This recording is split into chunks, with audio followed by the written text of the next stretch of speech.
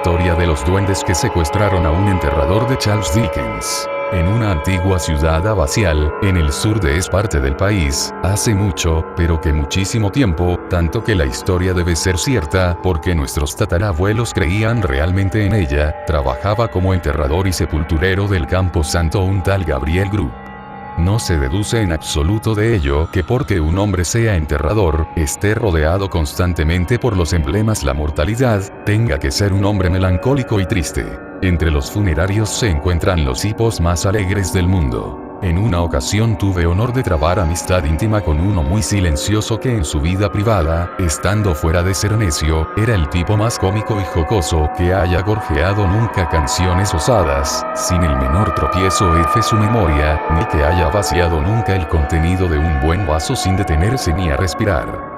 No obstante estos precedentes que parecen contrariar la historia, Gabriel Group era un tipo malparado, intratable y arisco, un hombre taciturno y solitario que no se asociaba con nadie sino consigo mismo, aparte de con una antigua botella forrada o cestería que ajustaba en el amplio bolsillo de chaleco, y que contemplaba cada rostro alegre que pasara junto a él con tan poderoso gesto de malicia y mal humor que resultaba difícil enfrentarlo sin tener una sensación terrible. Poco antes del crepúsculo, el día de Nochebuena, Gabriel se echó al hombro el azadón, encendió el farol y se dirigió hacia el cementerio viejo, pues tenía que terminar una tumba para la mañana siguiente, y como se sentía algo bajo de ánimo, pensó que quizá levantara su espíritu si se ponía a trabajar enseguida. En el camino, al subir por una antigua calle, vio la alegre luz de los fuegos chispeantes que brillaban tras los viejos ventanos, y escuchó las fuertes risotadas y los alegres gritos de aquellos que se encontraban reunidos. Observó los ajetreados preparativos de la alegría del día siguiente y olfateó los numerosos y sabrosos olores consiguientes que ascendían en forma de nubes vaporosas desde las ventanas de las cocinas. Todo aquello producía rencor y amargura en el corazón de Gabriel Group. Y cuando grupos de niños salían dando saltos de las casas, cruzaban la carretera a la carrera y antes de que pudieran llamar a la puerta de enfrente, eran recibidos por media docena de pillastres de cabello rizado que se ponían a cacarear a su alrededor mientras subían todos en bandada a pasar la tarde dedicados a sus juegos de Navidad. Gabriel sonreía taciturno y aferraba con mayor firmeza el mango de su azadón mientras pensaba en el sarampión, la escarlatina, el afta, la tosferina y otras muchas fuentes de consuelo. Gabriel caminaba a zancadas en ese feliz estado mental, devolviendo un gruñido breve y hosco a los saludos bienhumorados de aquellos vecinos que pasaban junto a él, hasta que se metía en el oscuro callejón que conducía al cementerio. Gabriel llevaba ahí tiempo deseando llegar al callejón oscuro, porque hablando en términos generales era un lugar agradable, taciturno y triste que las gentes de la ciudad N gustaban de frecuentar, salvo a plena luz del día cuando brillaba el sol. Por ello se sintió no poco indignado al oír a un joven granuja que cantaba estruendosamente una festiva canción sobre unas navidades alegres en aquel mismo santuario que había recibido el nombre de Callejón del Ataúd desde época de la vieja abadía y de los monjes de cabeza afeitada. Mientras Gabriel avanzaba la voz fue haciéndose más cercana y descubrió que procedía de un muchacho pequeño que corría a solas con la intención de unirse a uno de los pequeños grupos de calle vieja, y que en parte para hacerse compañía mismo, y en parte como preparativo de la ocasión, vociferaba la canción con la mayor potencia de sus pulmones. Gabriel aguardó a que llegara el muchacho, le acorraló en una esquina y le golpeó 5 o 6 veces en la cabeza con el farol para enseñarle a modular la voz. Y mientras el muchacho escapó corriendo con la mano en la cabeza y cantando una melodía muy distinta, Gabriel Group sonrió cordialmente para sí mismo y entró en el cementerio, cerrando la puerta tras él. Se quitó el abrigo, dejó en el suelo el farol y metiéndose en la tumba, sin terminar trabajó en él durante 1 hora con muy buena voluntad.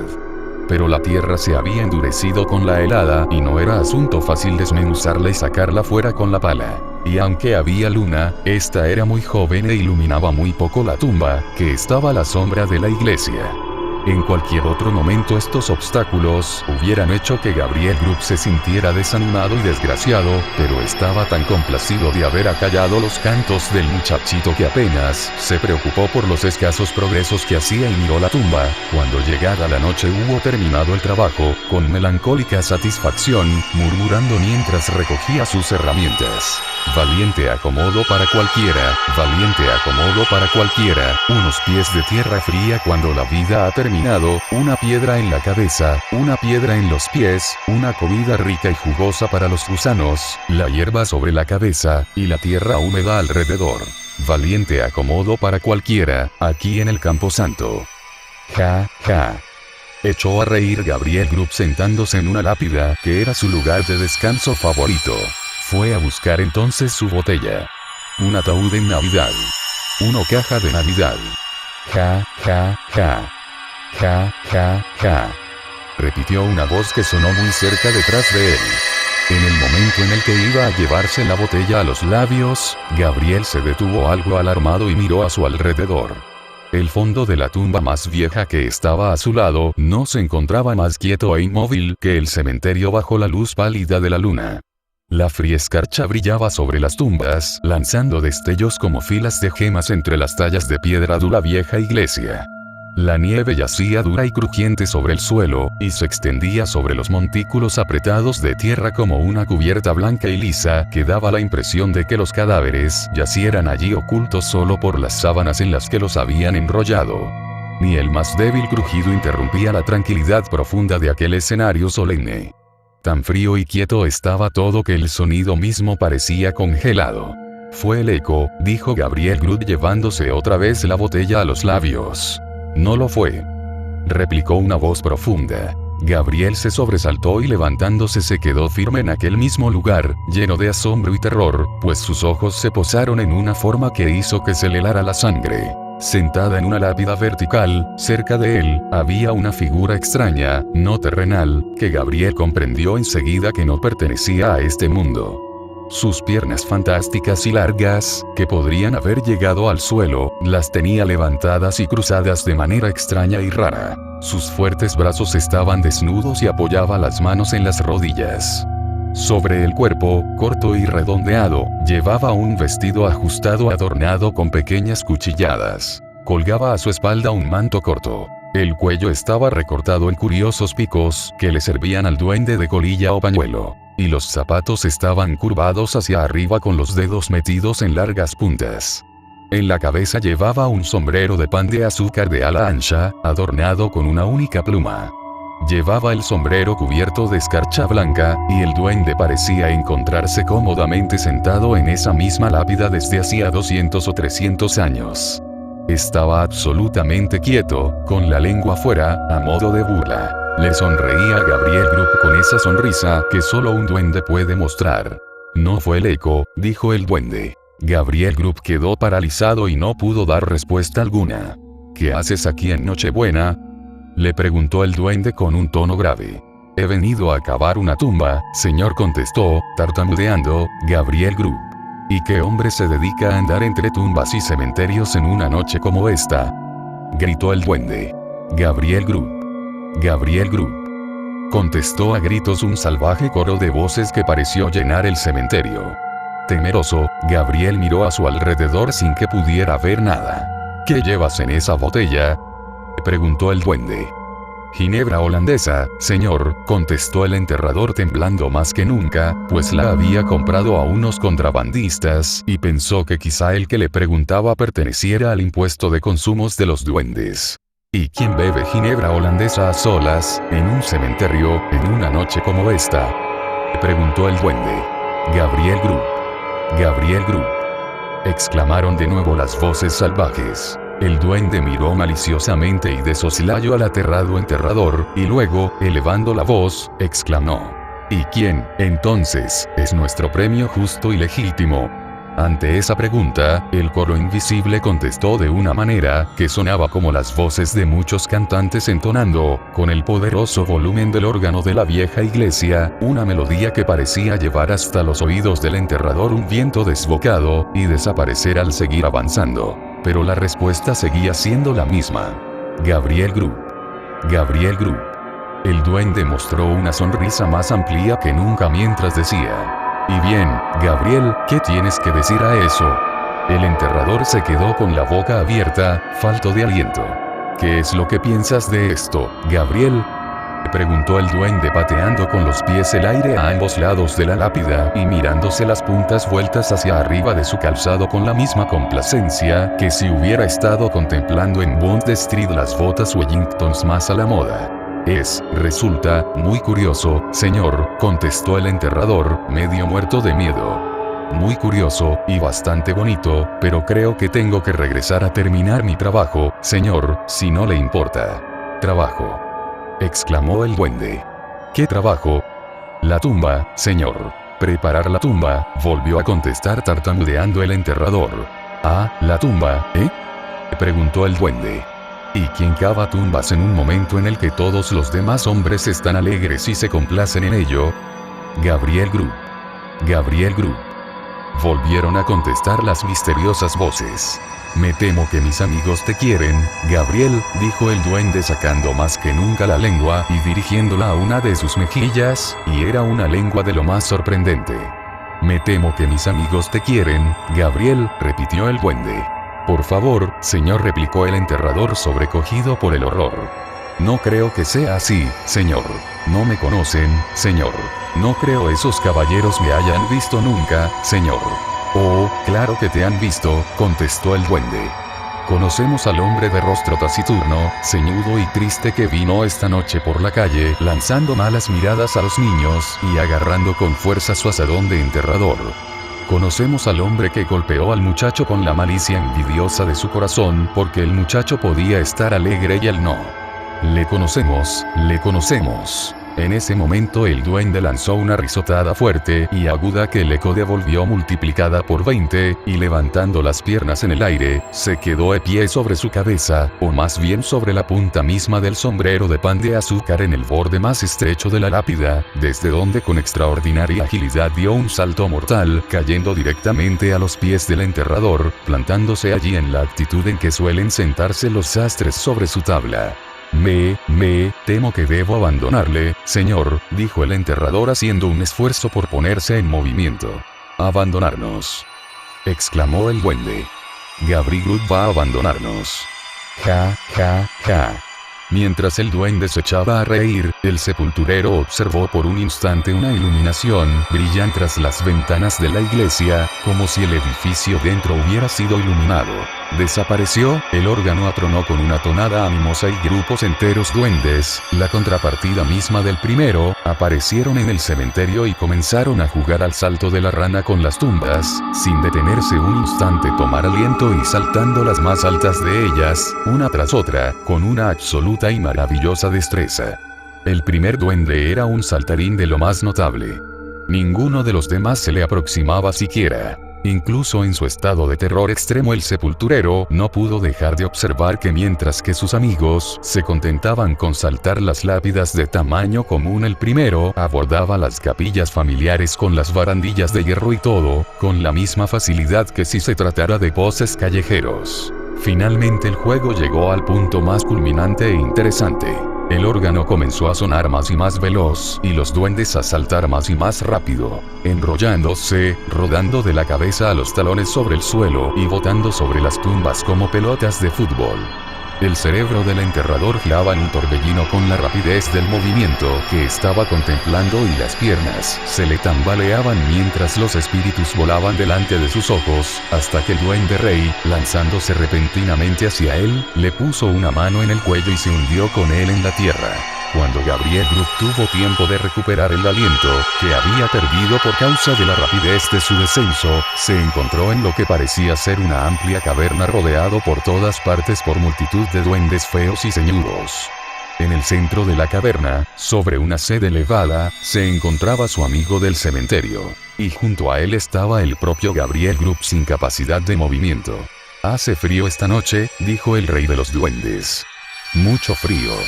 Traed un vaso de algo caliente». Al escuchar esa orden, media docena de solícitos duendes de sonrisa perpetua en el rostro, que Gabriel Grubb imaginó serían cortesanos, desaparecieron presurosamente para regresar de inmediato con una copa de fuego líquido que presentaron al rey. ¡Ah! Gritó el duende, cuyas mejillas y garganta se habían vuelto transparentes, mientras se tragaba la llama. Verdaderamente esto calienta a cualquiera.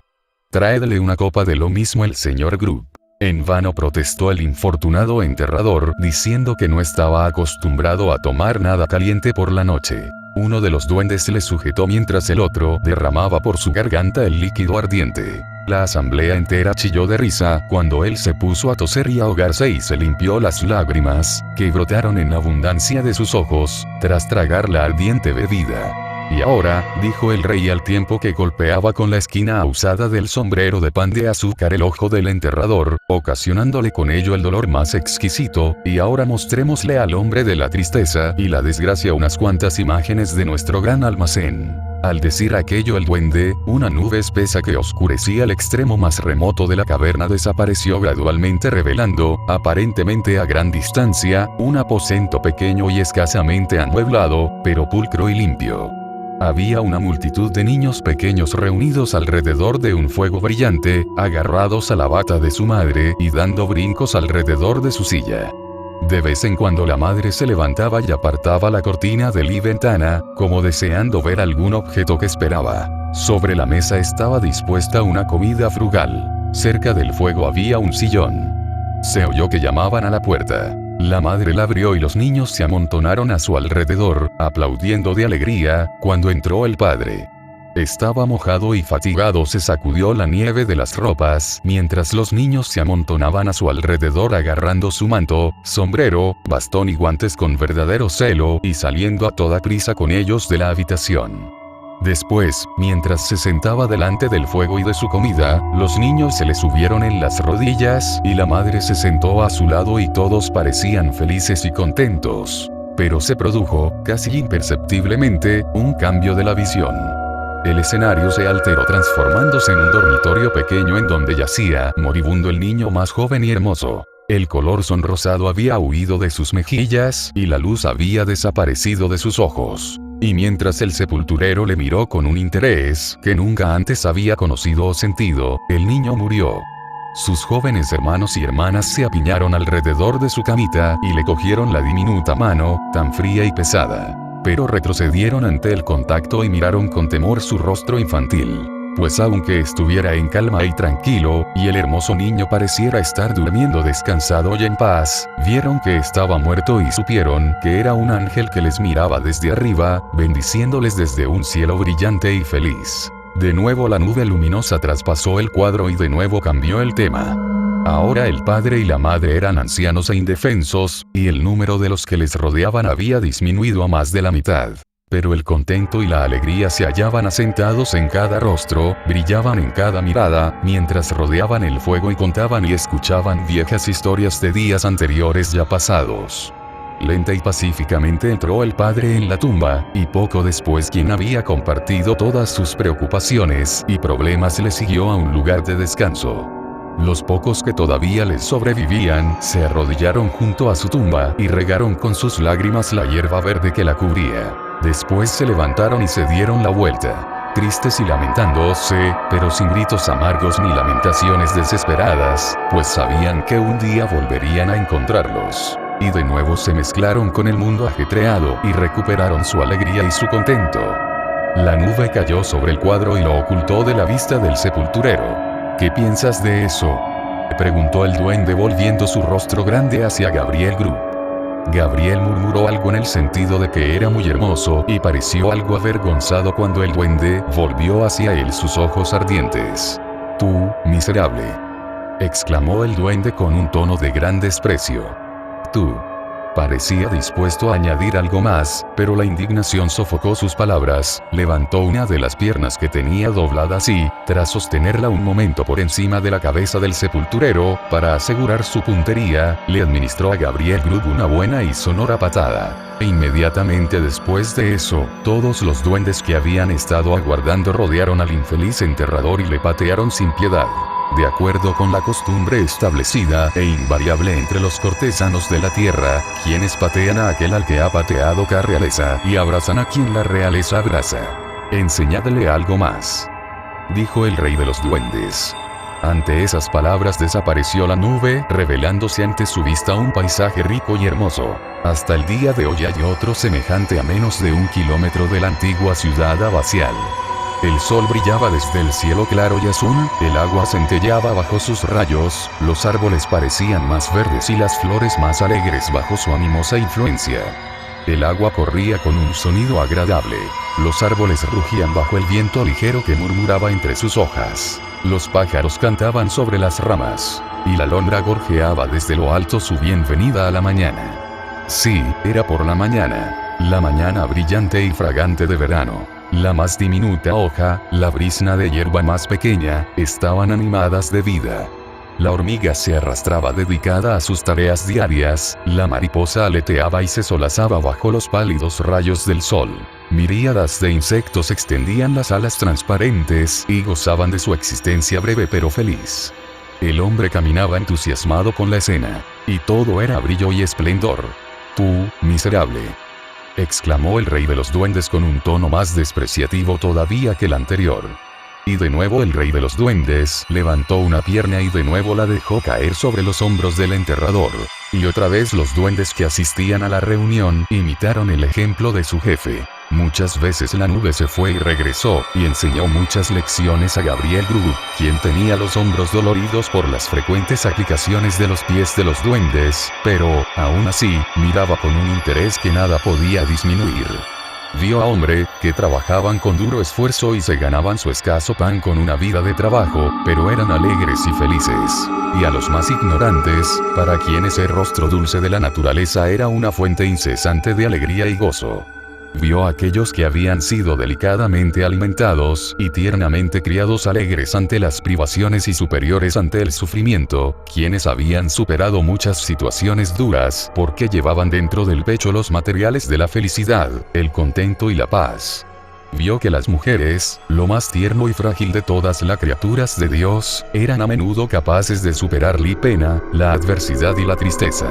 Y vio que eras porque en su corazón llevaban una inagotable fuente de afecto y devoción. Pero sobre todo vio que hombres como él mismo, que refunfuñaban por el gozo y la alegría de los demás, eran las peores hierbas en la hermosa superficie de la tierra. Y poniendo todo el bien del mundo contra el mal, llegó a la conclusión de que al fin y al cabo era un mundo muy decente y respetable. Nada más acababa de formarse cuando la nube que ocultó el último cuadro pareció ponerse sobre sus sentidos y llevarle al reposo. Uno a uno los duendes fueron desapareciendo de su vista, y cuando el último de ellos se hubo ido, quedó dormido. Había despuntado el día cuando despertó Gabriel Group y se encontró tumbado cuán largo era sobre la lápida plana del cementerio, con el cubrebotellas de cestería vacío a su lado y la capa, el azadón, y el farol, blanqueados por la helada de la noche anterior, tirados por el suelo. La piedra sobre la que había visto por primera vez al duende se erguía audaz ante él, y la tumba en la que había trabajado la noche anterior no estaba lejana. Al principio empezó a dudar de la realidad de sus aventuras, pero el dolor agudo que sintió en los hombros cuando intentó levantarse le aseguró que las patadas de los duendes no habían sido ciertamente meras ideas. Vaciló de nuevo al no encontrar rastros de huellas en la nieve sobre la que los duendes habían jugado al salto de la rana con las piedras de las tumbas, pero rápidamente se explicó esa circunstancia al recordar que, siendo espíritus, no dejarían tras ellos impresiones visibles. Por tanto, Gabriel Group se puso en pie tan bien como pudo teniendo en cuenta el dolor de su espalda. Y cepillándose la escarcha del abrigo, se lo puso y volvió el rostro hacia la ciudad. Pero era ya un hombre cambiado y no podía soportar el pensamiento de regresar a un lugar en el que se burlarían de su arrepentimiento y no creerían en su reforma. Vaciló unos momentos y luego se alejó errando hacia donde pudiera, buscándose el pan en otra parte. Aquel día encontraron en el cementerio el farol, el azadón y el cubrebotellas de cestería. Hubo muchas especulaciones acerca del destino del enterrador, al principio, pero rápidamente se decidió que se lo habrían llevado los duendes. Y no faltaron algunos testigos muy creíbles que lo habían visto claramente a través del aire a lomos de un caballo castaño tuerto, con los cuartos traseros de un león y la cola de un oso. Finalmente acabaron por creer devotamente en todo aquello. Y el nuevo enterrador solía enseñar a los curiosos, a cambio de un ligero emolumento, un trozo de buen tamaño perteneciente a H. veleta de la iglesia, que accidentalmente había sido coseado por el caballo antes mencionado en su vuelo aéreo, y que él mismo recogió en el cementerio 1 o 2 años después. Desafortunadamente esas historias se vieron algo enmarañadas por la reaparición, no esperada del propio Gabriel Grubb, unos 10 años más tarde como un anciano reumático y andrajoso, pero contento. Le contó su historia al clérigo, y también al alcalde. Y con el curso del tiempo aquello se convirtió en parte de la historia, y en esa forma se ha seguido contando hasta hoy. Los que creyeron en el relato del trozo de veleta, habiendo colocado mal su confianza en otro tiempo, dejaron de predominar, se apartaron de esa historia, tratando de parecerle más sabios que pudieran, encogiéndose de hombros, tocándose la frente y murmurando algo parecido a que Gabriel Grubb se había bebido toda la ginebra de Holanda y se quedó dormido sobre un lápida plana. Y luego trataban de explicar lo que se suponía que él había presenciado en la caverna de los duendes, diciendo que había visto el mundo y se había hecho más sabio. Pero esta opinión, que en absoluto fue popular en ningún momento, acabó gradualmente por desaparecer. Y sea como sea, puesto que Gabriel Grubb se vio afectado por el reumatismo al final de sus días, la historia tiene al menos una moraleja, aunque no pueda enseñar otra mejor, y es que si un hombre se vuelve taciturno y bebe solo en la época de Navidad, no por ello va a decidir ser mejor. Los espíritus puede que no vuelvan a ser tan buenos, ni estar dispuestos a presentar tantas pruebas, como aquellos a los que vio Gabriel Grubb en la caverna de los duendes.